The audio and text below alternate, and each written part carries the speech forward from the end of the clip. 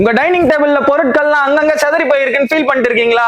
உங்க dry fruits எல்லாம் எங்க வைக்கிறதுன்னு தெரியாம யோசிச்சுட்டு இருக்கீங்களா? அதுக்காகவே உங்களுக்கு ஒரு சூப்பரான ப்ராடக்ட் கொண்டு வந்திருக்கோங்க. அது என்னன்னு தானே பார்க்கணும். இந்த ஆர்கனைசர்ல பாத்தீங்கன்னா உங்களுக்கு 5 கம்பார்ட்மெண்ட் வந்துரும். இதோட ஹோல்சேல் ரேட் என்னன்னு கேட்டா நீங்க ரொம்ப ஷாக் ஆயிடுவீங்க. என்ன தெரியுமா?